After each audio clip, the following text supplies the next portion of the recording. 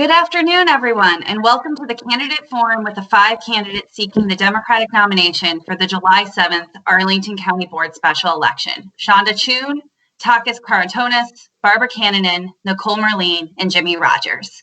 My name is Maggie Davis, and I am the Deputy Chair of the Arlington Democrats and a former president of the Arlington Young Democrats. This forum is being co-hosted by the Arlington Dems and the Arlington Young Dems, and I would like to extend a special thank you and shout out to the Young Democrats who helped organize today's forum: Cassie Yukovich, Summer White, Dan Matthews, Sasha Bernack, and Grace Barnhill. Without them, we would not be able to have this forum put together so quickly, and it is also a great production value added by the Young Dems showing their technical expertise. For some background and rules, we solicited questions in advance of today's forum, so thank you for the many residents who submitted their questions for our candidates. We will be asking a representative list of questions to the candidates. The speaking order was selected in advance, so the speaking order for today is going to be Nicole Merline first, Barbara Cannonen second, Shonda Choon third, Takis Karatonis fourth, and Jimmy Rogers fifth. Each candidate will be provided 2 minutes for their opening statement and 2 minutes for their closing statements. And then the answers to the candidate questions will usually be 1 minute, but it may be noted differently depending on how complex the question asked is. So with that, I would like to turn it over to our first opening statement. Nicole, could you please start your opening statement? Sure. Thank you, Maggie, and thank you to the Arlington Dems and the Arlington Young Dems. I know this is a abbreviated process, so this is a great opportunity for everyone to hear from us all. A little bit about me and my background. I grew up here in Arlington, so I went through Arlington Public Schools. I had to go in a trailer in every single step of the way, and sometimes crowded parks for my soccer practices. Always enjoyed riding a bike throughout our beautiful tree canopy. And I say all of that not to say that that's why I should be in this position, but because through every walk of life, this is my home, and that's why I want to serve this community. My background professionally is in economic development finance. So working on the policy behind making sure that distressed urban areas are getting the financing that they need to build. So everywhere, like from the REI Center behind Union Station to the convention center in DC. I understand economic development financing, which is something that's going to be desperately needed as we come out of what is assumed to be a recession, of this situation into a recession.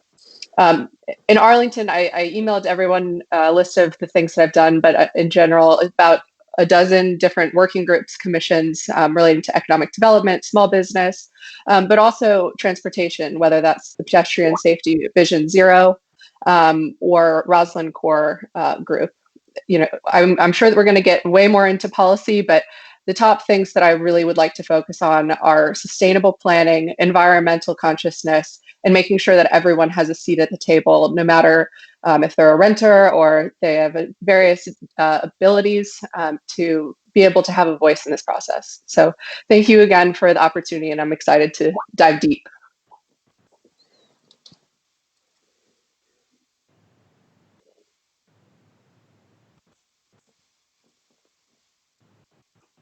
Oh, sorry, I did not take myself off mute. Up next, we have candidate Barbara Cannonen.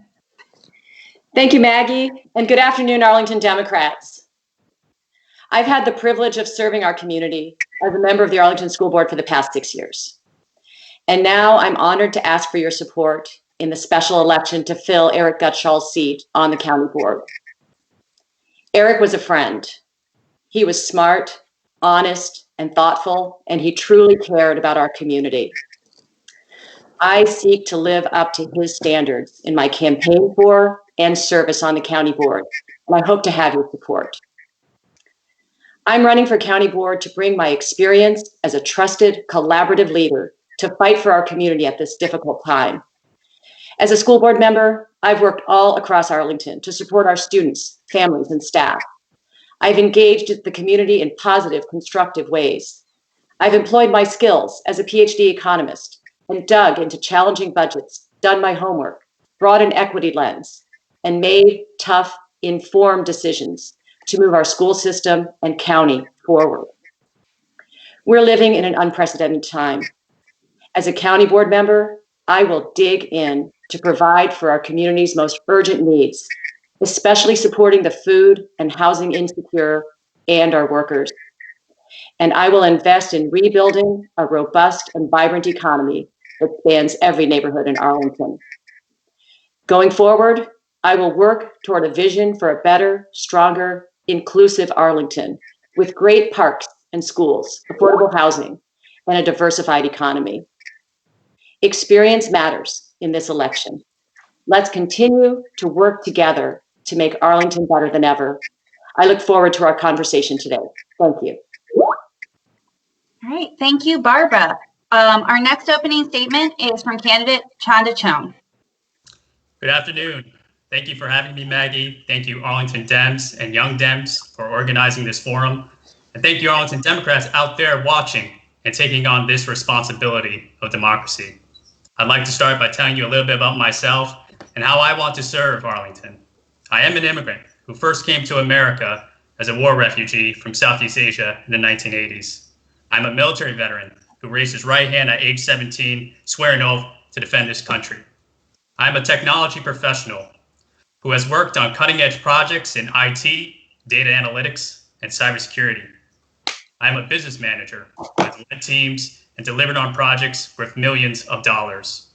I'm a civic leader who spends his lunch hours, nights, and weekends out in the community to listen, understand, and make the world a better place. These are tough times for Arlington and for America. Our primary focus needs to be making sure that everyone is safe, housed, and fed.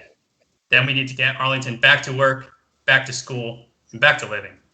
My broad skill set and unique experience will deliver on a creative, forward-thinking, progressive platform that will keep Arlington an attractive, livable community for people of all backgrounds and stages of life. As your Arlington County Board member, I will fight for 1, managed growth, 2, a shared identity, 3, regional leadership, 4, safety and progress for all, 5, a Green New Deal for Arlington, 6, housing affordability for everyone. Thank you for your time, and I look forward to this amazing debate. Thank you, Shonda. And our next candidate for opening statements is Takis. Thank you, Maggie. Good afternoon, Arlington Democrats. I'm Takis Karantonis, and I'm running for county board because I'm proud of what Arlington is, and I want to shape our future. I'm an immigrant, originally from Greece. With my wife, Lida, we moved in Arlington in 2007. I speak 8 languages, and I feel part of the rich cultural tapestry of this community. I'm a planner. As executive director of the Columbia Pike Revitalization Organization, I manage the transformative placemaking on Columbia Pike. I'm an economist. I work with the Ethiopian Community Development Council in microlending with Arlington small businesses. I'm an affordable housing activist, currently the vice chair of the Alliance for Housing Solutions. I'm an environmentalist, having been the board chair of EcoAction Arlington. I serve on the County Manager's Transit Committee, and I was Civic Association President in Columbia Heights. I strongly support public education, and I currently serve on the Planning Committee to reimagine the Career Center as the jewel of the Pike. I've been in the political trenches as precinct captain in Columbia and Fillmore. I was Eric Gutschall's campaign manager and Parisa Tafti's treasurer. Some say I'm a policy geek.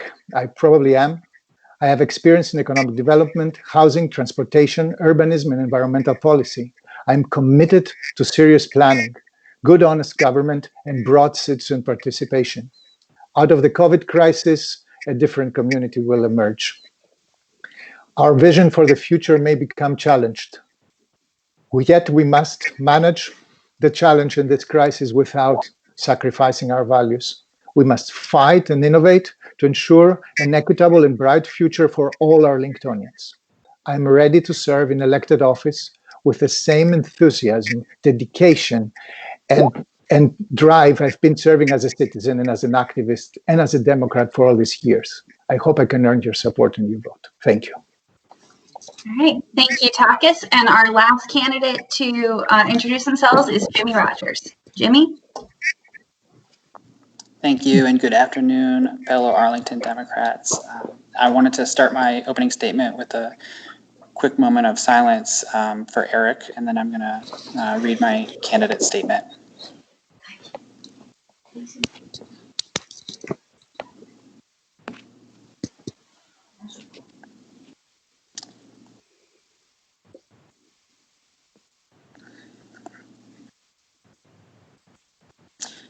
So I wanted to thank everyone for participating in this process, and I want to thank the Democratic Committee leadership in Arlington for doing everything that they can in a tough situation. And I want to thank all four of the candidates who have put their names forward before yesterday. I spoke with each of you last night after filing, and I would refer all of the caucus voters to my candidate statement on the Arlington Democrats website.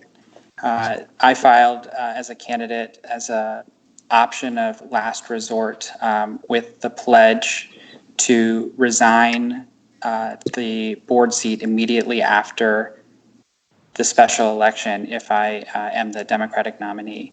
I take elections very seriously. I vote every year. I research my candidates, and I want there to be some election integrity. And I don't think that the law could ever have accounted for us being under a stay-at-home order where we can't publicly gather in order to hold a caucus. And so I'm not going to be fielding any questions or taking any positions. But if I am chosen as the nominee, I will resign and not run in the November 3rd election so that we can have a fair, safe, and inclusive process. All right, thank you, Jimmy. So as with the rules of the form, we are going to be asking questions for all of the candidates participating in the forum to answer. For the first question, I'm going to read it, and then the candidates, you will have 1 minute to answer. I will tell you this is a bit of a long lead up. So the question we received: the coronavirus pandemic will impact the public health and economic strength of Arlington County for years to come. We know that the virus is having an outsized impact on low-income and minority communities. What makes you the best candidate to serve on the county board during this tumultuous time? And the first candidate to answer that goes to Nicole. Thank you for the question. I think it's at the top of everyone's mind right now. As you said, communities of color and those that are more underserved are being hit the hardest right now. I've written about this extensively, and I sent out an email actually to everyone talking about a couple of solutions that I would hope to see and that I've been actually fighting for on the grounds. So one is, we have luckily a federal program that's increasing unemployment insurance that could potentially add $600 a week to people's pockets on top of regular unemployment. The actual line to get a hold of someone it basically drops you off. And so if you don't know how to speak English, that process is very difficult. So improving the unemployment insurance help within the county, also providing immediate assistance for food and increasing the amount of drive-through help stations. We did that previously. It was very successful. But me as an economic development person, I think I understand the best out of everyone in this forum how to increase our revenues for the long term to create a sustainable budget. All right, thank you, Nicole. That is time. Next candidate to answer that question, Barbara Cannon. Thank you. That is an excellent and important question. And I want to back up just for a minute and remind us that this is 2020. And this isn't at all where we expected to be. We expected to be out at farmers markets and getting out physically into the very communities this question is talking about, supporting everyone in Arlington, ensuring they know to vote, because the election in November is going to affect all of us, but especially our marginalized communities. And we really intended this year to all work together to build the best coalition we could to win in November. It's the most important election of our lifetime. But how I can best serve this community, and especially our low income and communities of color in Arlington, is one, bringing my experience. On the school board, we work with every school, every neighborhood, all across Arlington. We get to know those neighborhoods. We go into them and work with our families and support our students. Secondly is the budget, and I will dig in and ensure those communities are supported. Thank you. Thank you, Barbara. Up next is Shonda. Look, this is the heart of why representation matters. The people who are suffering the most in this pandemic are the people without a voice, and I will be that voice. I've lived this. I am the son of working class immigrant parents who would consider now as minimum wage workers, they would be considered essential employees, braving the coronavirus infection every day to keep food on the table. When it comes to our schools, I would be that kid who doesn't have books at home and can't get any books because I can't go to school and I can't go to the library. And I would, so it's very important to have somebody who can empathize, who has lived a raw experience, so that these folks, the underrepresented, the people who are at risk, don't fall through the cracks when we go to the planning and implementation phase of county services. All right. Thank you, Shonda. Next, Takis, same question. Thank you for the question. This is really a very important question. I live inside this question every day. I'm a micro lending professional. Out of my 98 customers, who are all immigrants, about 72 are right now at the end of their wits in financial terms. So this is really hitting very hard. The first thing that I think is that, of course, food and support have to be provided. But we have to look also at instruments that will help us further into the recovery phase. There will be a recovery phase, and we have to see how we will support these communities then. So I am proposing a revolving microloan fund for Arlington. Next week, Arlington will start a small business grant, but a revolving microloan fund will go further. And secondly, I think that we have to pay attention at employment precariousness and the many self-employed that are also a marginalized community right now because they are suffering the most. Thank you. All right. Thank you, Takis. And the last candidate to answer that question is Jimmy Rogers. Jimmy? Thanks, Maggie. As I mentioned, please give the remainder of my time for the other 4 candidates to have as much time as they can to answer the questions. All right. Thanks, Jimmy. By the rules, I'm going to return to you at every question, though. So, all right. So that moves us on to the next question. And this is touching on a issue close to many Arlingtonians for a number of years. And the question is about housing affordability. Affordable housing is a critical part of the Arlington community, and concentrating publicly funded affordable housing in particularly neighborhoods, primarily in South Arlington, has resulted in economically and ethnically segregated schools. What is your plan for a more equitable distribution of affordable housing throughout the county and to desegregate schools? So the first candidate to answer that question is Nicole. Nicole, I think I went first last time. So are we? It's the same for each time. Perfect. Okay. So great question. I during a lot of commission meetings, we've talked about this, and there are developers that want to build affordable units within their existing mixed use buildings. So you actually have an incentivizing structure that says, okay, if you're JBG, which builds luxury, you essentially would have to put money into the Affordable Housing Trust Fund. So I would actually recommend that we go into that equation to allow more of an availability for people to build, or developers to build, affordable units within market rate buildings. That we need to not only look at this as a ability to rent, which is what most of our affordable units are, but ability to buy. Because if we want to create a system where we have economic diversity and not just the super rich and people that are struggling, we need to build up for the middle class. And so emboldening our middle income housing initiative, and also re-implementing the down payment assistance program for middle income individuals. That was a program that was discontinued, and many people pay more in rent than some do in their mortgage. So allowing people without the means for, the down payment assistance program, getting that back up and working. Yeah, sorry for the confusion. I apparently had misread the rules, and we are going to be rotating cancer. We're going to start that in the next question round. So I apologize for the confusion. That was moderator error. So it is still the same question on housing affordability and schools. And the next candidate to answer is Barbara Cannon. Thank you, Maggie. And obviously, this is a question that gets at the heart of what we see every day as school board members when we do go out into our schools, because we do have a diversity of different demographics all across Arlington. And those are caused by the housing that we've had in place that's really been there from an earlier time when this community was segregated. That's a simple fact. Let me back up and say, first and foremost, because we're in this crisis situation, housing security itself needs to be a priority. And that's number one on the county board. But beyond that, we do need to look at diversifying our housing stock all across Arlington. We need to ensure, another thing we see playing out in our schools is that growth can affect certain parts of our community and our schools differently than others. So we need to make sure that we are mindful of how housing is playing out in our schools.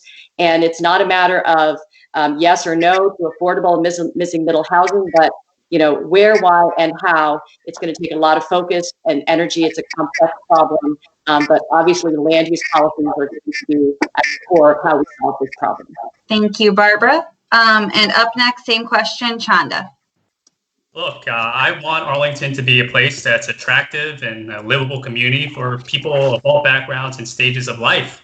And this, our housing issue is a threat to my existence as a renter, and a majority of Arlingtonians now are renters. So we really do need to look at how we use land and have zoning rules in place in Arlington, some of which has not changed since the 1950s or earlier.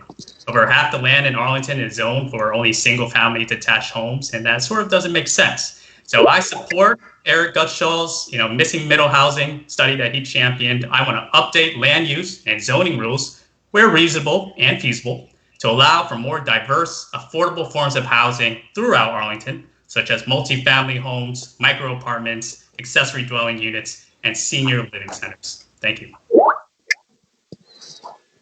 Great. Thank you, Chanda. Up next, Takis, same question. Thank you. Having been a housing activist for a very long time and being the vice chair of the Alliance for Housing Solutions, we're really thinking very hard about these questions and how to solve them. When I worked on Columbia Pike as executive director of the Columbia Pike Revitalization Organization, we really tried. Columbia Pike is the biggest repository of market rate affordable housing and has also a few of the elementary schools with the highest rate of free and reduced lunch. We tried to find a way not to bring in greater income diversity and a better distribution of housing forms, and we achieved that to a very high degree. Now, I am all for affordable housing dispersion, but we must see what are the conditions. The conditions are to have good infrastructure, good transportation, to be able to move people across Arlington in a very efficient way, and to dedicate the funds. I'm for increasing the Affordable Housing Investment Fund and making the strategic investments. And of course, I'm also for zoning reform, which includes missing middle housing, creating a diversity of housing forms. But again, the most important thing is planning in the long term. This is why I also support the long-term joint facilities committee process. Okay, thank you, Takis. And next, Jimmy. Thanks, Maggie.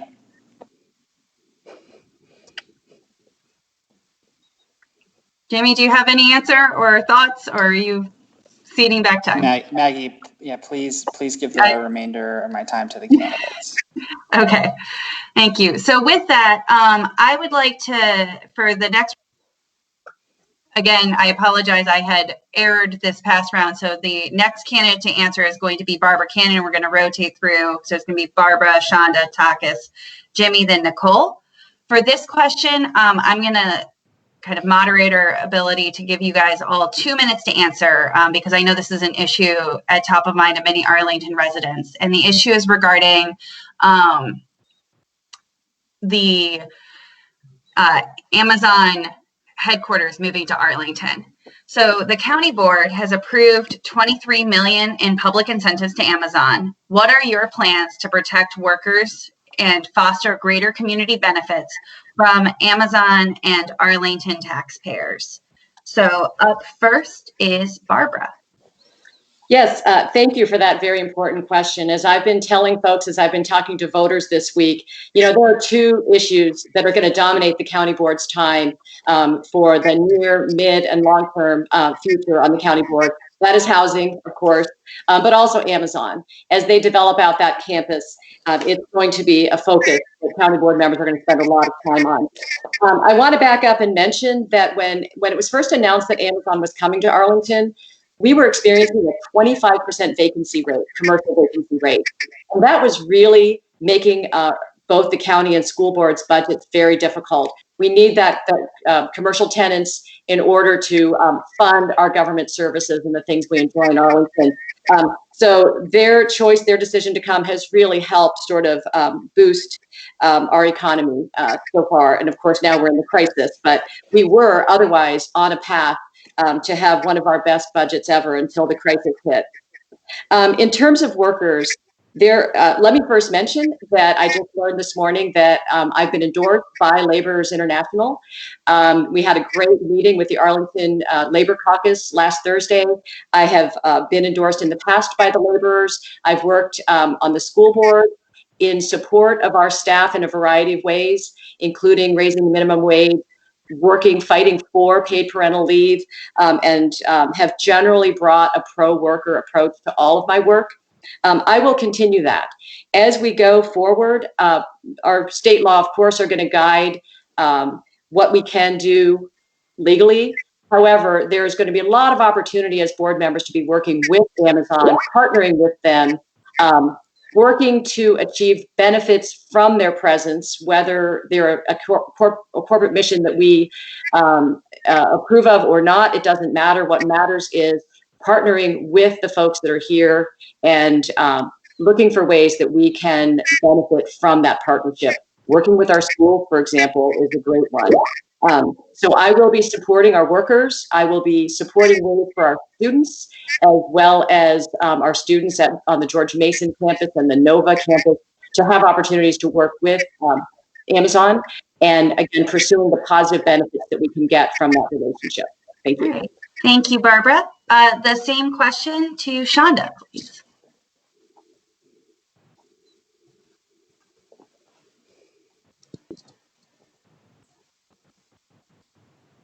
Shonda? Maybe the connection is frozen. Should I answer the appears to be frozen. Should I answer the question and maybe we can recoup? Let's go to you, Takis, and then we'll come back to Shonda once his connection is fixed. Thank you.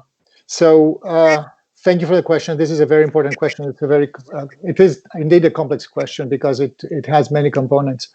There is absolutely no question that with the intense construction that we will have in HQ2, we will have to be very careful about the labor conditions, the subcontracting, and I believe that the local government has a role there to be very careful about what is happening, to avoid wage theft, to avoid dubious practices of subcontracting, but also to make sure that the projects are delivered in a way that works what is in accordance with Arlington's values. In terms of the general impact of HQ2, first of all, I have to say that we have enormous opportunities there. This is a new boost of development in the Richmond Richmond Highway Corridor. I look forward to connecting this to the housing repository of Columbia Pike. I look forward to work with the neighborhoods who have bundled together, who are developing a livability framework, which I find an exciting new planning area and a citizen-driven effort, which I support very, very, very much. And I have to say, it's not only Amazon. These are also it's also Boeing there and other corporations, and we have to look how much residential development we can enmesh in this, so that in the whole area, so that the synergy between residential and commercial is optimized. Finally, I have to say there is a transportation opportunity there. Virginia is funding the commuter rail, and we have to make the best out of that and connect it over the new bridge. I think that this is an area of tremendous opportunity for Arlington, and we have to work on this. All right, thank you, Takis. And I believe Shonda has rejoined us. So Shonda, we are on the Amazon question. Please, you have 2 minutes. Thank you. Look, I work in business. I work in technology. I welcome jobs, but I want a fair deal for Arlingtonians with big corporations, with anybody who wants to move here. I'm not satisfied with the deal that we made with Arlington. If I was an Arlington County board member sitting at a table, I would have asked Amazon to consider walking away from the $23 million in incentives. They already received $750 million from the state. $23 million is a drop in a bucket. I would have also liked to see project labor agreements, them promising that they will pay their employees a livable wage down to the lowest subcontractor, a promise of safe conditions, and a promise to combat wage theft. I would have liked to see a shared community benefits agreement that Amazon would help with parks. You know, if they're going to build a park for their employees, you know, make sure it's open to the public in multiple manners. Help us with transit, building bus stops, you know, getting rid of bus fares for their employees and also neighbors. I would have liked to see buy local provisions. A promise from Amazon to when they're procuring food for their employees, when they're procuring furniture or equipment for their offices, or when they're procuring professional services, that they promise to first bid that out to Arlington small businesses, local businesses. So if I was your Arlington County board member, I would be that person at a table fighting for you and making people realize that local government, local staff, the big corporations still need to go to us if they want to build here. And that's where we need to exact our concessions and exact our leverage. Thank you. Thank you, Shonda. Before moving on to the next question, I just wanted to note during Takis's answer, a emojicon floated on the screen. That was me responding that Shonda had rejoined. So just if you saw anything weird, that is what that was. So we have a timestamp of when Shonda got back on. The next person to answer is Jimmy. Thanks, Maggie. Go ahead and give the rest of my time to the other candidates. All right. So moving on from Jimmy, we're back to Nicole. Thank you, Maggie. So I was sitting at the table with Christian Dorsey and Katie when we had this discussion right at the beginning about Amazon. We desperately needed to fill vacant space in Crystal City. If you live around there, it was, it's barren. We have an opportunity to actually rebuild and revitalize an entire community that's a downtown. Now, could we have made a better deal? Yes, and I actually advocated for that when I was on the Economic Development Commission. I think there were some opportunities, and there still are opportunities to be able to build more of a partnership with Amazon. When I say partnership, I think that one of the biggest opportunities that we will have is working with our universities and our public school system, providing, for example, every Arlington senior does a senior experience. Is there a way for Amazon to provide learning experience and real work experience for our high schoolers? Is there a way for us to actually, we have UVA Darden, NYU Stern, Marymount University, GMU. We have almost a dozen university systems within Arlington County, and none of them talk to each other. Frankly, it's wild. We should be building a system within basically our job creators to enable them to not only partner with Amazon as potential subs for them and projects that they take on, but also people that burn out from Amazon. They have some of the highest burnout rates in the country. We should take advantage of that to be able to build on entrepreneurship here in Arlington, making us the future of tech. We've already, 30 seconds. As far as labor goes, labor has needed to be at the table, not just in this project, but at every project. There are a lot of state laws that restrict what the county government can do, but what the county government can do is put them at the table in the site plan review process, making sure that before anything even happens, they're talking about it instead of us begging them at the end to please do a PLA. That needs to be built into our engagement process, and that's something that I've been pushing for and actually doing with Energize Arlington for the past several years. All right, thank you, Nicole. So that concludes, I believe I got all the candidates for those questions. And apologies for the technical difficulties to people watching at home. So the next question, we're going to switch a little bit to transportation. And so the big question is transportation along Columbia Pike is a significant issue for many Arlingtonians. What solutions would you bring in support for improving transportation down Columbia Pike? And the first candidate to answer this round is Shonda. Thank you. And you have 1 minute. So I consider Columbia Pike my hangout area. You know, I live in Buckingham in central Arlington, and I go to Columbia Pike to hang out at restaurants. I go to LA Bar and Grill right behind Celtic House to sing karaoke. So it's very important to me that Columbia Pike is treated well when it comes to transportation. We have not invested enough in South Arlington in regards to big investments like transport. I would support more enhanced bus service. Now that's already sort of happening, a little bit late, but more bus stops, more increased services. And I would like to pilot a program that eliminates bus fares for residents. Right now, we charge people about $1 to $2 to get on the bus. That adds up. That's a lot of money. And we've got people getting onto mass transit. So increased bus service, more bus stop fares. All right. Thank you. Next candidate to answer that question is Takis. So I live on Columbia Pike. I use the system.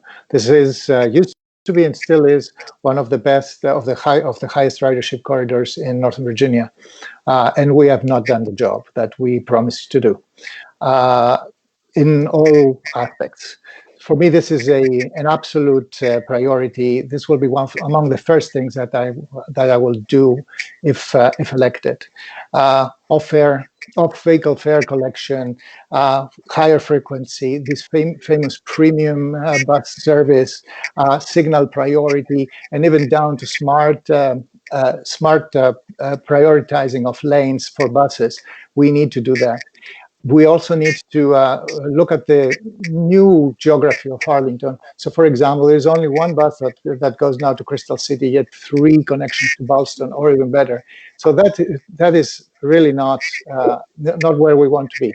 I am a very strong advocate for transportation in Columbia Pike, and we won't relent until we get the appropriate transportation for the 45,000 Arlingtonians who live on Columbia Pike. All right. Thank you, Takis. The next candidate to answer will be Jimmy.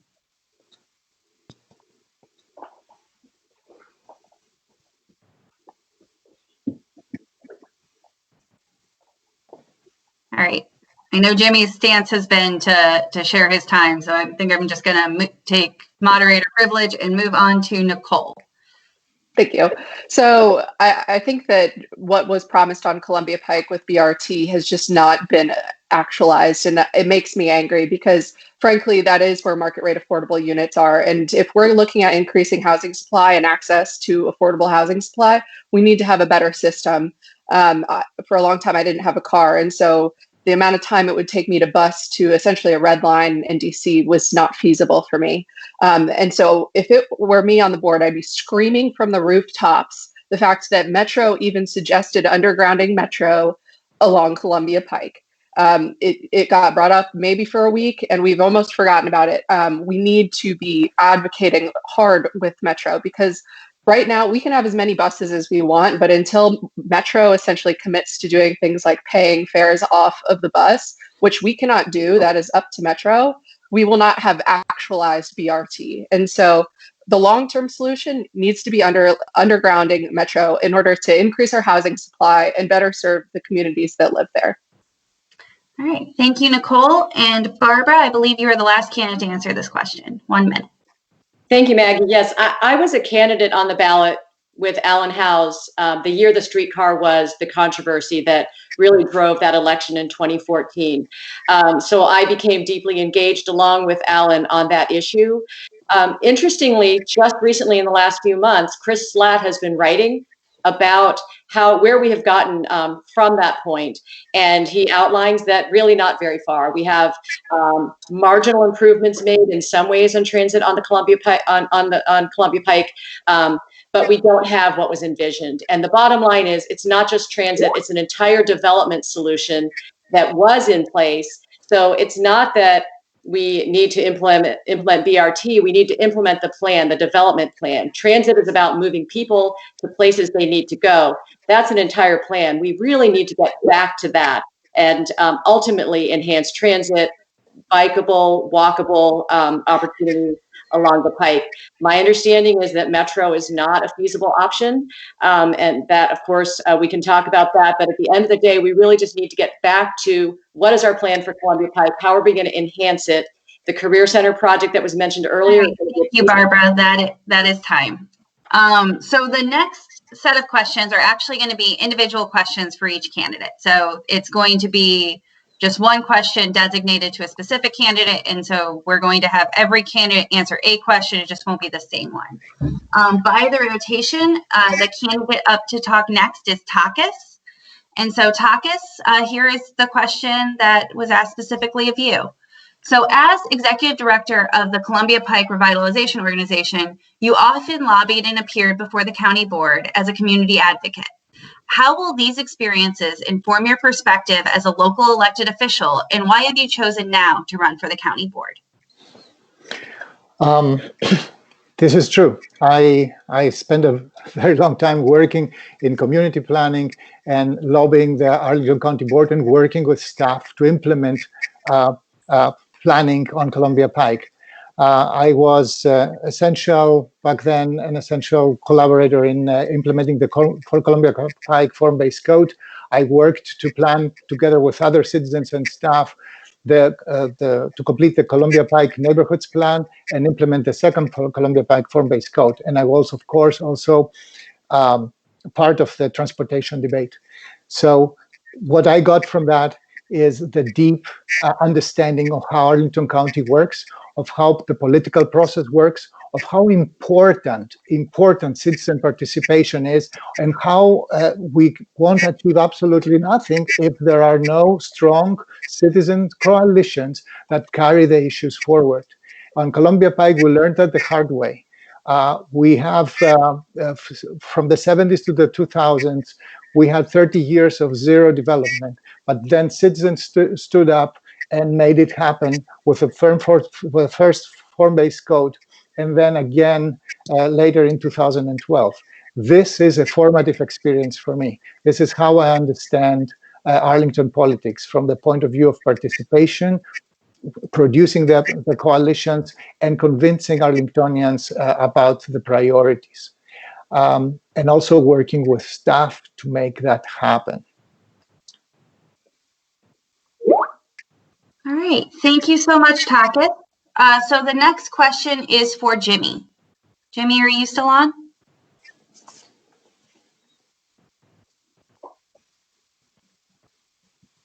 I'm not seeing Jimmy.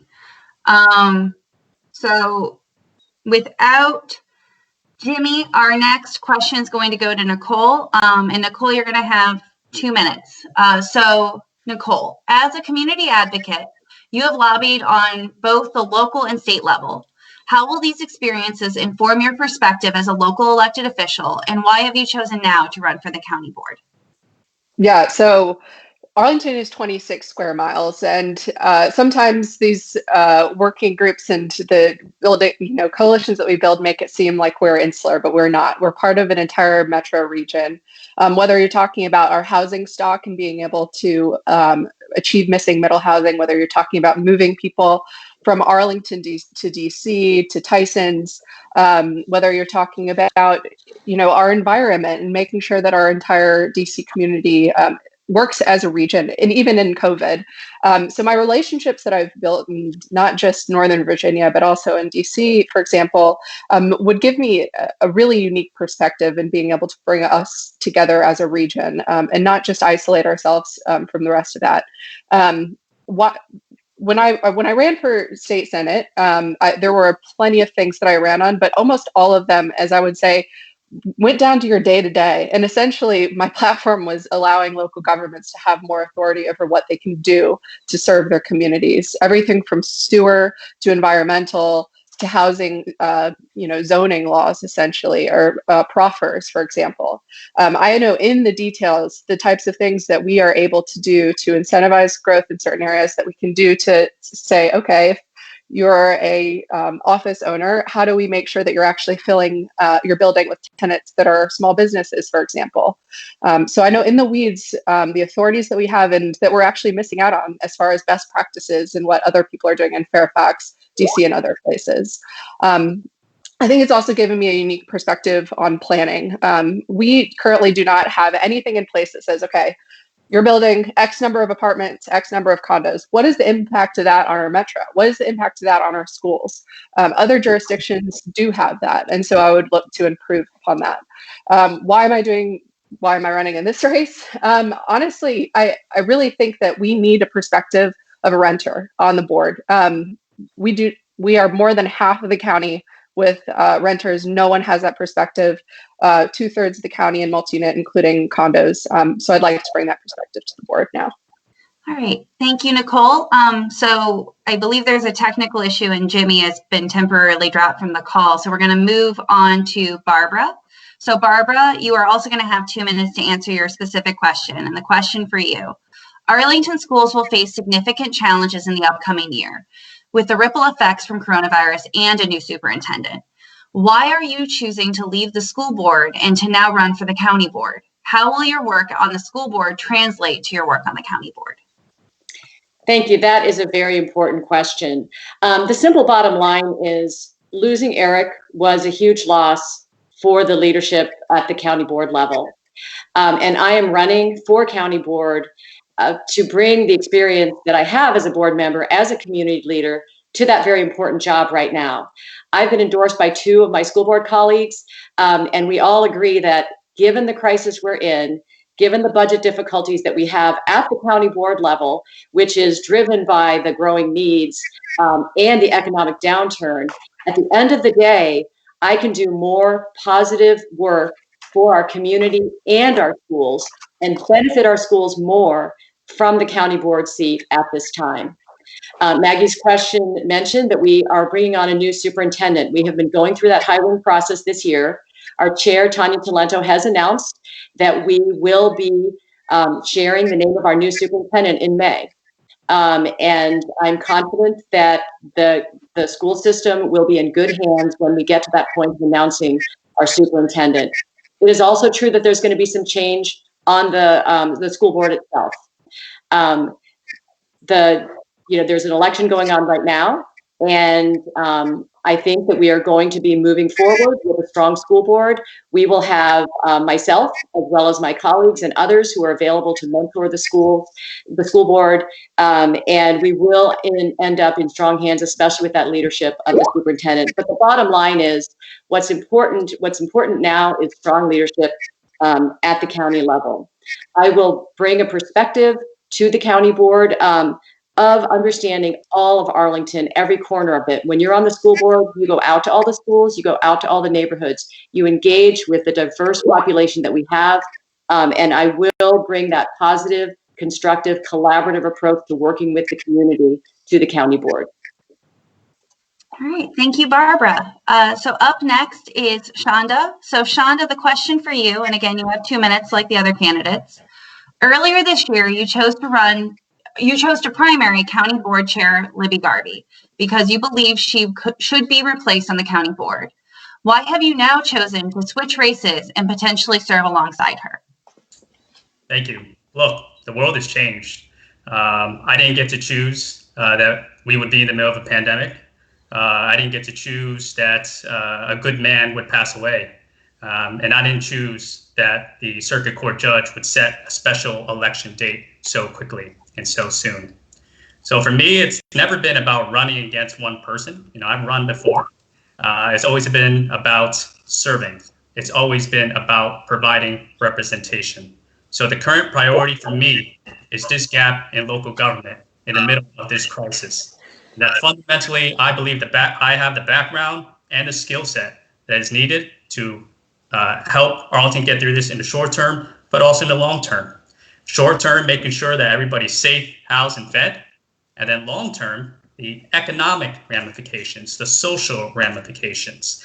The workplace is going to be radically changed after this. We're not suddenly all going to go back to the office. Remote telework is going to continue going. I have the technical skills to handle that, the security aspect of that. But also, how do we ensure that we don't go through a prolonged recession or depression? I've got a plan to refocus our Arlington economic development on bringing back classified government military work. They've been the bread and butter of Arlington. I would focus on expanding our partnerships with higher education. And I dream of making Arlington a medical capital of Virginia or the DC region, producing more doctors and nurses and medical professionals, and becoming a center for research and development, and also a place for designing pharmaceutical manufacturing.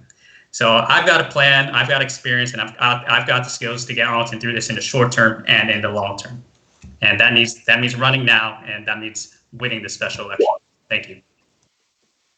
All right, thank you, Shonda. And 2020 is never without excitement. We just got word that Jimmy Rogers, who had started this call as a candidate for the forum, has now decided to withdraw his name from consideration. So we are going to continue the debate with the remaining 4 candidates in the nomination process, which again is Nicole Merline, Barbara Cannonen, Takis Karatonis, and Shonda Schoen.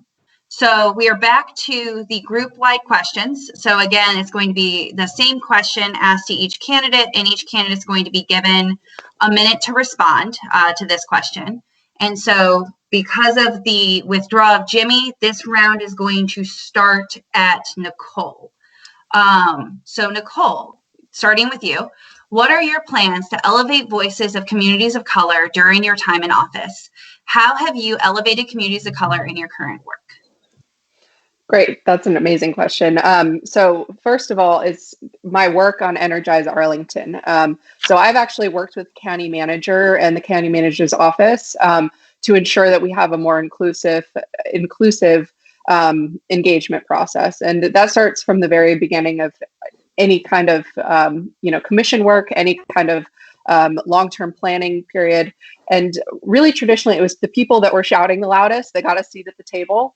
And it wasn't intentional. I don't think it was to the fault of anyone there, but we have to be intentional with our inclusion of others. And so during my work with Energize Arlington, we did extensive work on engaging not just the county government, but also our communities, so our civic associations, making sure that they're not just holding meetings, but they're going into buildings that are maybe affordable housing units, and providing flyers, for example, with different languages on them.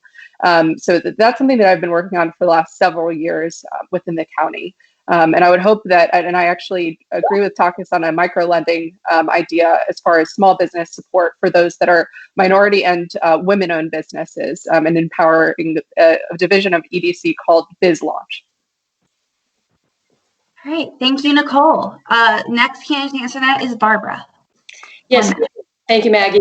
We in the schools are really leaders in understanding how best to reach out to our full array of community members and young people in Arlington. I'm going to say a couple of quick things.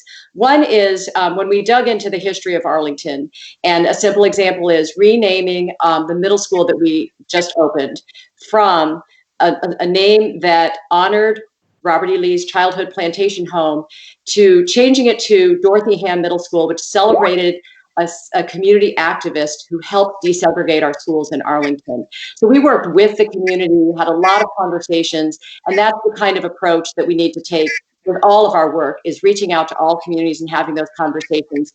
A second example, when I was chair of the board, it was shortly after the president became the president, and many of our students, especially our immigrant students, were afraid. I spoke to the Latino parents in Spanish to make sure they understood that all of our students and families are welcome at Arlington, and that's the approach I will take on the county board. All right, thank you, Barbara. Up next, same question, Shonda. Look, we got to break this down to relationships, enablement, and then finally representation. I've spent my time in Arlington building relationships one-on-one with leaders of different communities. I've joined their organizations. For African Americans, there's the Arlington branch of the NAACP. There's El Bugata, a chiefly Latino organization right in the neighborhood where I live, Buckingham, one of the last remaining majority minority parts of Arlington. There's the Democratic Asian Americans of Virginia and other organizations that I've built relationships with and been a member of. And then enablement, that starts with money. You got to get organizations off the ground. You got to help fundraise small businesses, finding out which minority-owned businesses exist in Arlington and patronize and make aware that those exist, helping out with voter registration. And finally, representation. That's why I'm running, to provide a voice and a model and example for other underrepresented groups to be at the table and to see that they have a chance to be heard. Thank you. All right. Thank you, Shonda. Up next, Takis. Thank you, Maggie. I live inside the diversity of Arlington. I'm part of the diversity of Arlington. I speak their language. Every day I go to the office, I'm inside the diversity of Arlington. As a housing activist, as a Columbia Pike, as the executive of the Columbia Pike Revitalization Organization, I worked inside our community. The value of inclusion is incredibly important. And the more we don't achieve good results or sufficient results there, we want to progress as a community forward. We need these communities to be involved. So I think we need to report on how the Arlington Way is actually benefiting from, is actually staffed, how many people are taking part on that. And we need to use things like the neighborhood college to empower communities further. All right, thank you, Takis. So our next question is again looking at kind of how candidates think about county and governance. So the first candidate to answer this is going to be Barbara. And Barbara, what are the guiding principles you will use when making decisions about growth and demand for density in the county? Thank you for that question, Maggie. And as I've said already in this forum, being informed from the school board perspective, where we have gotten out to all of our schools, working in every neighborhood and seeing the diversity all across Arlington, we really need to do better to diversify our housing and really create opportunities for every family all across Arlington in every neighborhood. That's actually my vision statement for this campaign, to ensure that we are providing opportunities to every neighborhood in Arlington. It's simply the value that we have as Democrats. As a school board member, as a board member, it's really important to bear in mind what we can do, what our board roles are. Our job really is to be that intersection between professional staff and the community, to really get out and engage, learn from people neighborhood by neighborhood, get that input, understand the analysis, understand the data, and ultimately make the best decision we can for the good of the entire county. And that is the approach I've taken to every decision I've made on the school board, and we'll bring that approach to the county board. Great, thank you, Barbara. Up next, Shonda, same question.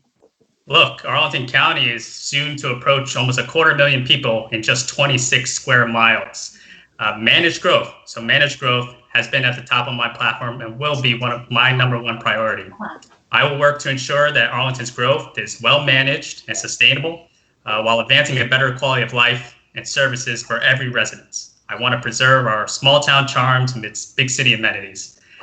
So that means good government 101. Focusing on customer service and core infrastructure, which is more relevant than ever, electric, water, transportation, and digital, to make sure Arlington itself is operating quickly, efficiently, and smartly.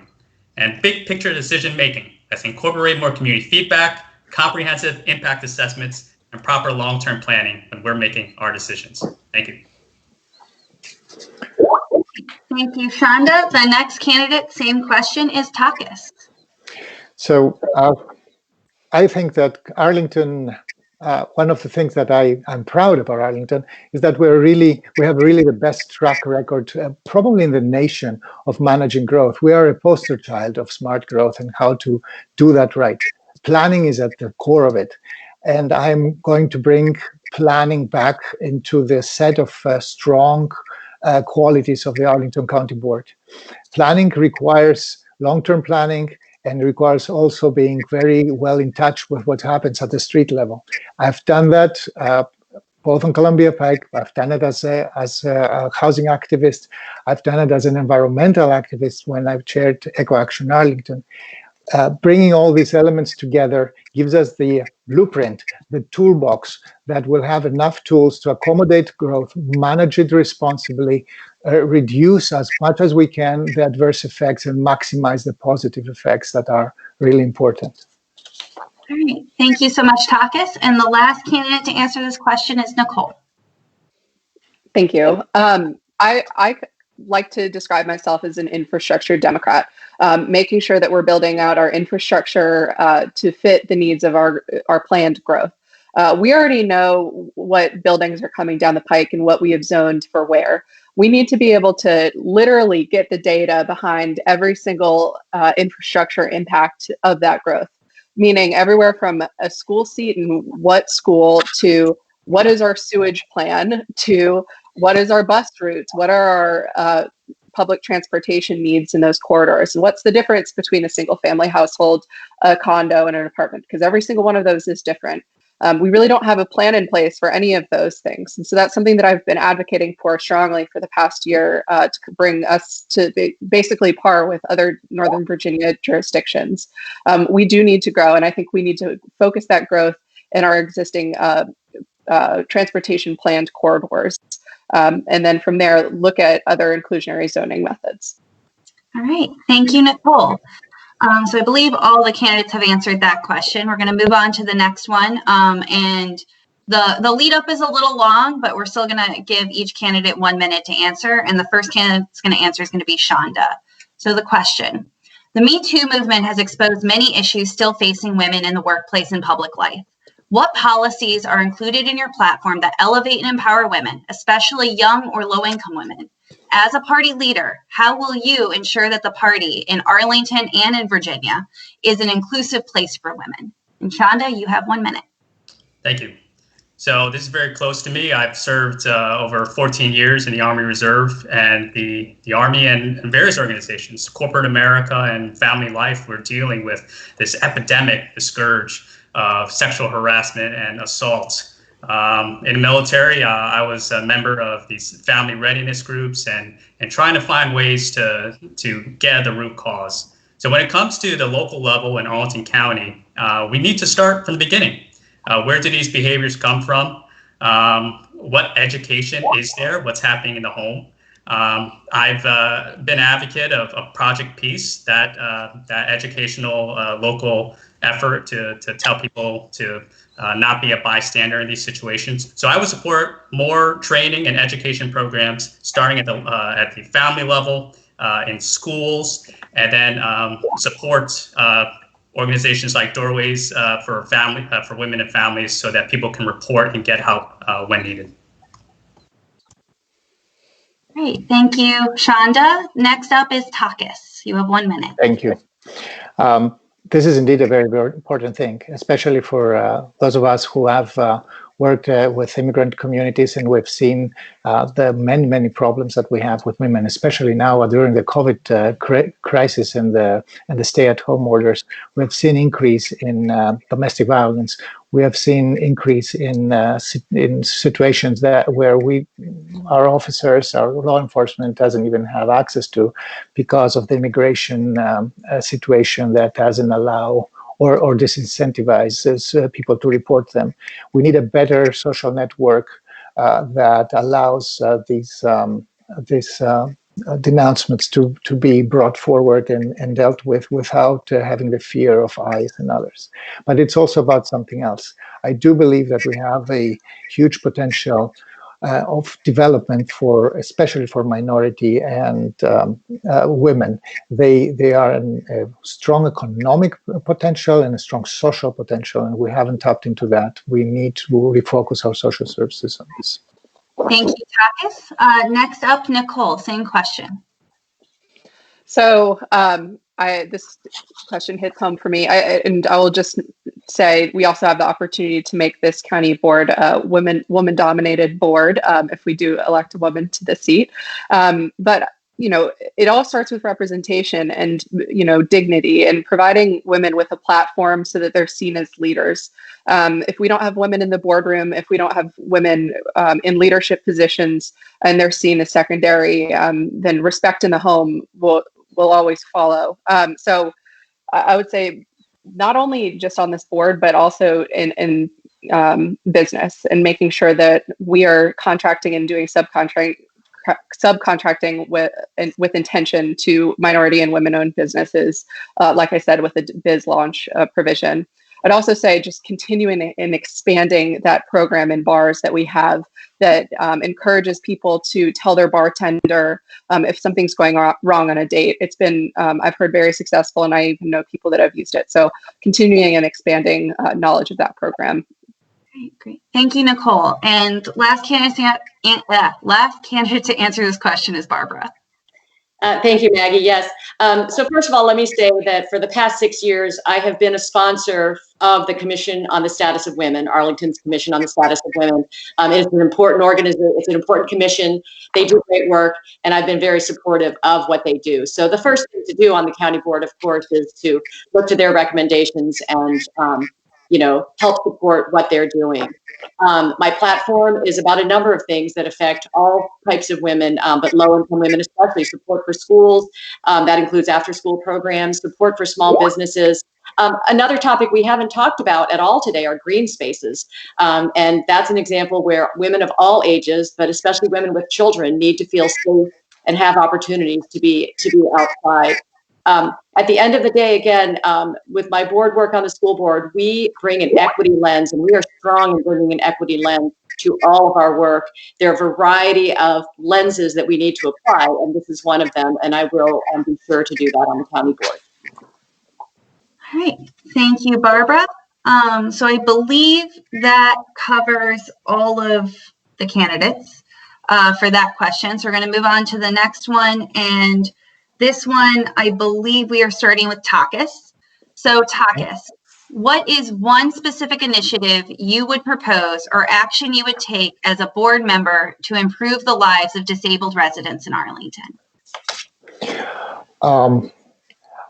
As somebody who has worked in planning, the very first thing that I would do for disabled residents would be to take on the sidewalk, the improvement of our sidewalks. Until now, we don't have to produce sidewalks that are ADA compliant.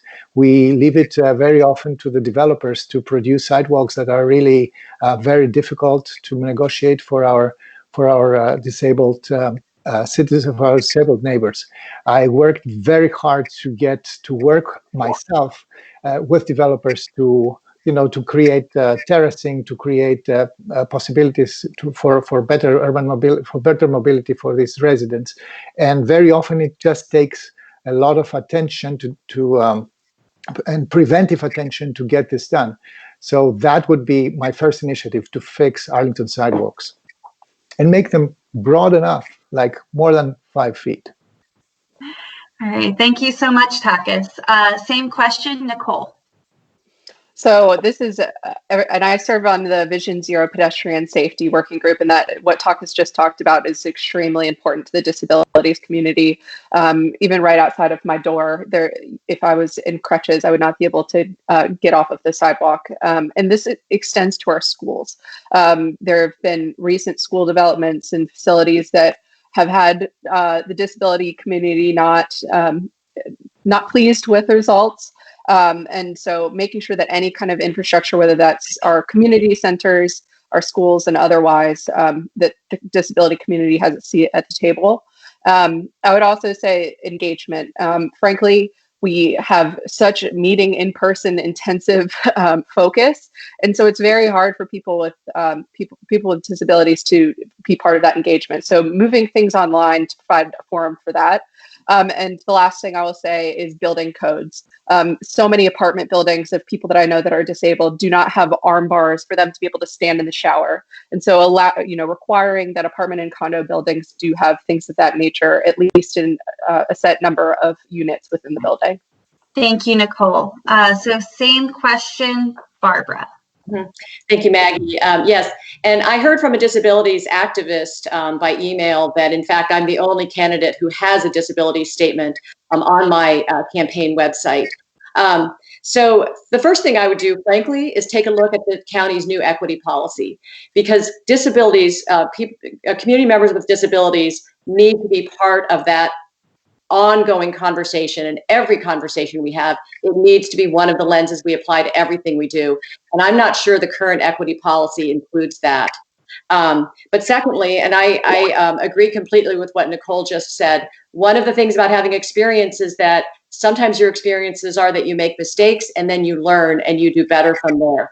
I would bring to the county board the understanding that every project would have a disabilities audit done to it, so that we cannot make the mistakes that, in fact, some of the other candidates just mentioned as well. Finally, this crisis has also clarified that we need to have regular, ongoing emergency hotlines and opportunities for people who are homebound to be able to get the support they need.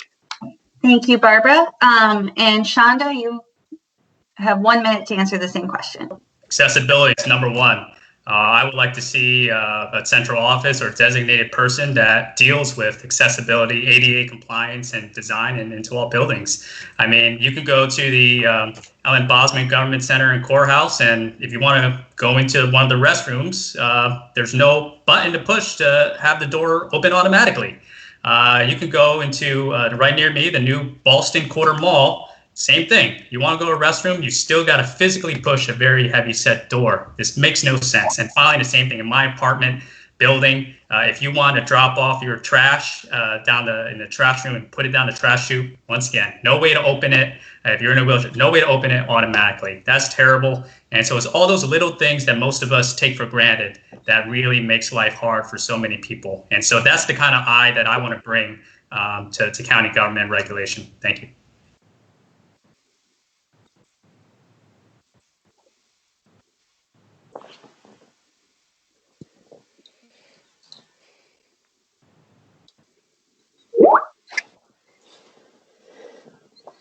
Thank you. I was on mute. So I believe every candidate has now answered that question. So I'm now going to go to the last question and give each candidate 2 minutes to answer, because I think it's really important. So the question really looks at your experience managing large budgets. The county board, with the current crisis, is going to be facing a likely difficult budget season. So we would really like for you to address your experience with large budgets and how that experience will help you in addressing the anticipated challenges of the county budget in the next year or two. So I believe, Nicole, you are the candidate up first to answer that question, and it is 2 minutes. All right, great question. So when you look at a budget, you've got revenues, expenditures, and then for the long-term, bonding. As far as revenues go, you're making sure that, I'm fairly certain that even through this, our commercial real estate will be the one that is fluctuating. Our residential will likely maintain its value. In order to increase commercial real estate value, to bring in increased revenue, we need to maintain tenants and make sure that our businesses are coming in. My background on economic development is exactly suited to that. My professional background, as far as working with developers and ownership groups in my day job, will help me be suited for that. As far as big budgets go, the people that I've worked with are the developers for Hudson Yards, the largest private development in the entire country. The conventions, I'm very used to understanding the capital stack of a big budget project. And as far as the county's budget goes and our expenditures, that is really a testament to values. How you spend your operational budgets is really where you prioritize the needs of a community. And every single year on the Arlington County Civic Federation, we line item that budget. And it's not a small thing, but it's important to understand the specifics of the Arlington County budget. And that's something that I know pretty well. And I do know also our bonding and our CIP budget very well. We give recommendations on that annually to the county board, and it's something that's given a ton of credence when the county board is making their decision. As far as bonding goes, we're in zero interest rates right now. We need to be, I think, it's something that it's not sexy, like infrastructure. I talk about it all the time, but people don't enjoy talking about it. But I think it needs to be a bigger part of our discussion, especially when we're at zero interest rates. Looking at things like equity and broadband and expanding our dark fiber will be important to creating the vision that we all would like. Thank you. All right. Thank you, Nicole. And the next candidate to answer the same question is going to be Barbara. Barbara, you have 2 minutes. This is one of the main reasons I'm running for the county board. Right now, our revenues are declining. Our community needs are increasing, really important needs, food insecurity, housing insecurity. Our businesses need to be sustained. This is the time where we need the kind of experience I have on the county board. This is my 6th budget year on the school board. The county board just finalized its budget. We're about to finalize ours. Our school board budget is almost $700 million, about half of what the county board's budget is. But the county board basically does, the equivalent size where they dig in line item wise, and then, our budget is half of what their total is. It's important for us to recognize also that there's a cycle to the budget process. So just as we're finalizing this budget, we're coming back around and going to start talking about and building toward our budget for next year.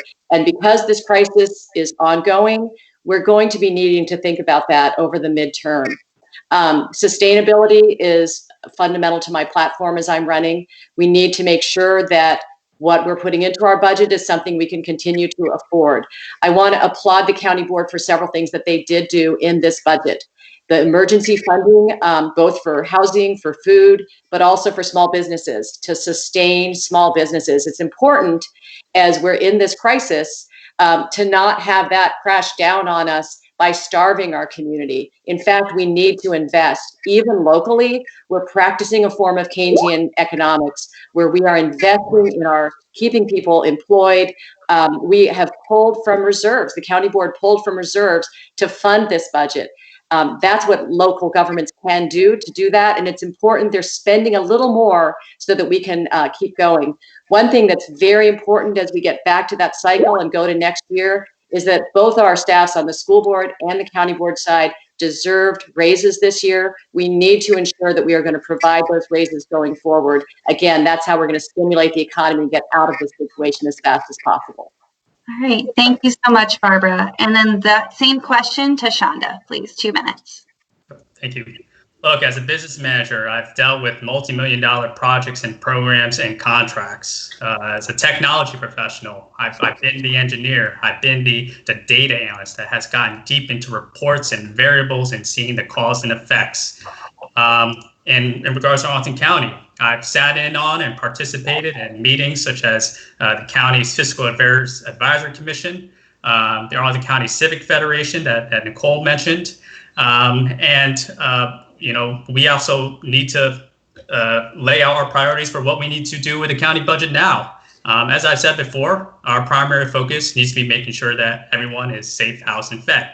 And immediate county budget adjustments that I support or would propose would be, we got to tighten our belts first. So hiring freezes, putting new projects on hold, and delaying the opening of facilities under construction, such as Lubber Run Community Center down the street from me and Long Bridge Aquatic Center.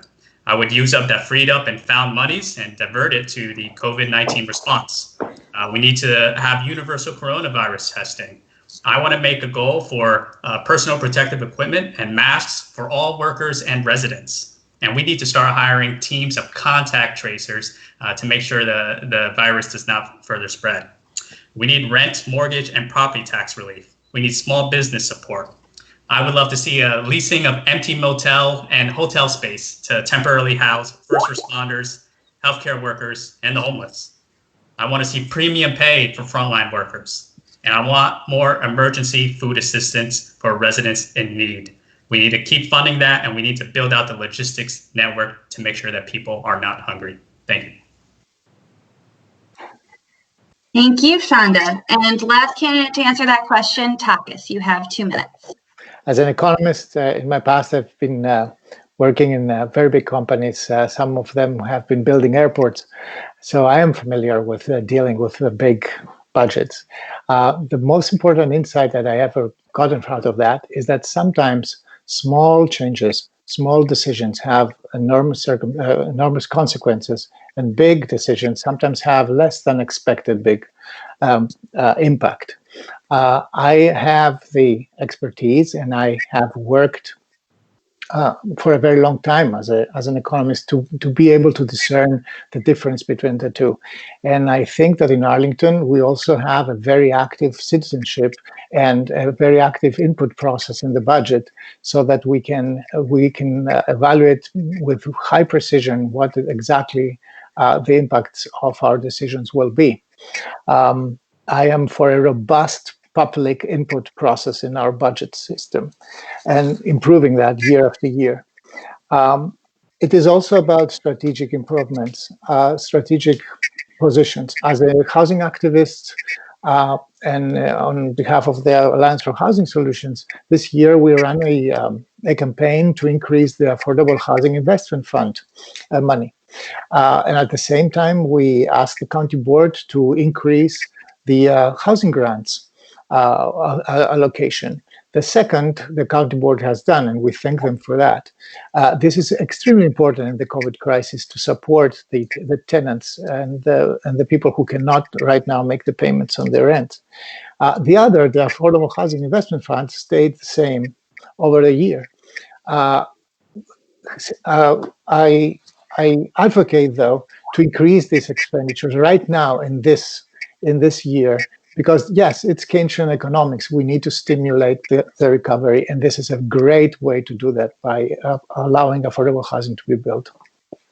Great. Thank you so much, Takis. So we are now at the closing statements for today's forum. So each candidate is going to have 2 minutes for their closing statement. We're going to continue with the rotation we had been going through. So the candidate to begin closing statements is Barbara Cannonen. So Barbara, when you are ready.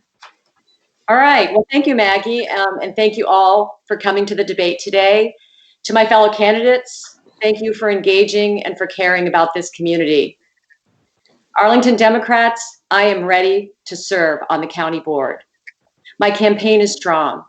I'm a proven winning candidate, having won 4 elections in Arlington. I'm ready to win the special election on July 7th. I'm ready to dig in, to do the hard work, and to get our community back on our feet again. And importantly, I will be ready to turn around and defend this county board seat in 2021, just next year. I'm proud to be endorsed by 2 of my school board colleagues, our chair, Tanya Talento, and Reed Goldstein. I'm endorsed by our former party chair, Kit Malinowski, the county sheriff, treasurer, Senators Eben and Favola, Delegate Patrick Hope, Virginia Attorney General Mark Herring, and our former governor, Terry McAuliffe. This morning, Laborers International also just endorsed me. They have all endorsed me as the most experienced and most electable candidate in this race. Governor McAuliffe said it best. He said, Barbara Cannonen brings common sense, compassion, and a hard work ethic to everything she does. And she will always promote our democratic values. I want to thank you all for caring so much about this community. As I've said from the first time I ran for office, you in this virtual room are my friends, political like minds, and champions for making Arlington the best that it can be. I would be honored to have you vote in this democratic nomination process. And if elected, I hope to continue to do you proud. Thank you. All right. Thank you, Barbara. The next candidate up is Shonda. Shonda, you have 2 minutes whenever you are ready. Thank you. Arlington Democrats, I ask you to make history this Tuesday. Make history for the Democratic Party and make history for Arlington County. My nomination will energize current voters and electrify new voters. Remember, you've got to expand the electorate. not just to keep Arlington blue, but to keep Virginia blue and to win the White House. Our votes in Northern Virginia provide the statewide victory margin for the governor's race and for the Electoral College. I understand that some folks might not think I have enough experience, but I would not be the youngest board member ever elected, and I've lived in Arlington as long as others as well. I've checked all the boxes. Vice president of my neighborhood civic association the past few years, a member, board director, or participant of a long list of community and service organizations. I've been boots on the ground, knocking doors for Hillary Clinton in 2016, House of Delegates candidates in 2017, and congressional candidates in 2018. If we always go with our own definition of experience or favor the physical neighbors we see, we will never achieve true diversity and inclusion. Throughout the past few years, I've had Arlingtonians come up to me from various backgrounds: Mongolian, Ethiopian, Peruvian, Ukrainian, military veterans, and working class folks. They tell me how they're so inspired that they see me on the political stage. But I've also met people who don't live in Arlington anymore, or people who still live here but feel that they don't belong. Let's send them a message. Let's send anti-progressive Republicans and Trumpists that all are welcome, that all have a shot to, yes, be your next Arlington County Board member. Choose me as your number one choice on May 5th. Thank you, and God bless. Thank you, Shonda. Next for closing statements is Takis. And Takis, you have 2 minutes when you're ready. Thank you, Maggie, and thank you, everybody, for being in this room today. I have to be honest. 1 month ago, I never imagined that I would be doing this today. This has been a painful, very difficult month. I'm here because I lost a friend. No one can replace Eric, nor would I ever try. I have a deep love and investment in Arlington. Through my work at the Columbia Pike Revitalization Organization, Eco Action Arlington, the Alliance for Housing Solutions, the Managers Transit Committee, microlending with Arlington small businesses, as a precinct captain in 2 neighborhoods, Columbia and Fillmore, and as Eric Gutschall's campaign managers and Parisa Tafti's treasurer. I'm Takis Karantonis, and I'm running for county board because I'm proud of what Arlington is and what it stands for. I'm proud that our former county board members, Mary Hines, Chief Seth, Walter Tejada, Chris Zimmerman, have endorsed me. School board member Nancy Van Doren and Commonwealth attorney Parisa Tafti has also endorsed me. I'm humbled and grateful for this confidence. I'm ready to lead, have a vision for Arlington, and want to help shape our future. Estoy preparado para liderar. Tengo un proyecto para Arlington y quiero contribuir y dar forma a nuestro futuro común. I ask you for your first vote. And if I can't get that, then please make me your second. Thank you again, and thank you, Young Democrats, for organizing this. Thank you, Takis. And the last candidate, or the next candidate for closing statements is Nicole. Thank you. And thank you to everyone who's watching right now. I just got to say, no matter how this turns out, we're so lucky to have so many competent people that would be able to serve our community in so many different ways. So thank you to my fellow candidates for this really great dialogue. In closing, I'll just talk about 2 essentially elephants in the room. What is the ability to win if and when there is potentially someone else being able to enter into this race for a general? Out of every single candidate here, in a primary or caucus, I've been able to fundraise the most amount of money in the shortest amount of time. I've, in a primary caucus, also received the most votes after only even running in the 1 quadrant of the county. My name ID is very high, and I believe that I would be the right person to be able to potentially go into a competitive general election. Second of all, obviously I'm young, and I think Chanda kind of talked about this in his closing, but I would be the youngest person to serve on the Arlington County Board. And I don't believe that to be a disadvantage. I believe that to be an asset. Arlington County's median age is 34 years old. The fact that we don't have someone that's able to better represent all of Arlington County and those that typically do not have a seat at the table, I think is a disadvantage to our community as a whole. bringing the perspective of a renter and someone that grew up here, and the ability to really be able to know the difficulties that homeowners that bought their house in 1990 are having versus renters that want to live in this mixed metropolis have. And what a better opportunity than to be able to give someone that served the community in so dozens of capacities on boards and commissions that opportunity to do so now. I'd sincerely hope to get your first choice, and if not, your second. But again, I'm so grateful to so many community leaders that have been on this call, including Maggie. I'm so inspired by all of you every day, and that's why I want to continue serving this community at a greater capacity. Thank you. Thank you, Nicole. So I believe that all of the candidates have completed their closing statements, and I just wanted to close this saying, no one in the party expected to be undergoing this process in general this year, let alone during an unprecedented pandemic. And I want to recognize that despite a incredibly constraining timeframe and a process that we are not happy with, but are stuck with the current ruling from the court, it is impressive that we have had 4 fantastic community leaders step up to seek the nomination. As a Democratic community, we have somewhat of an embarrassment of riches of candidates and quality leaders, and we're really glad that these candidates have stepped up. At this point in time, the process is, a closed caucus that will begin voting with instant runoff voting on May 5th.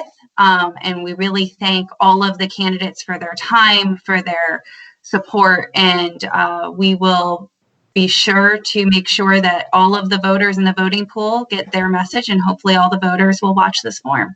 So thank you so much, and for those of you that took the time on a Sunday afternoon to watch this live, have a great day and please stay safe. Thank you. Thank you. Bye. Awesome job, Young Democrats.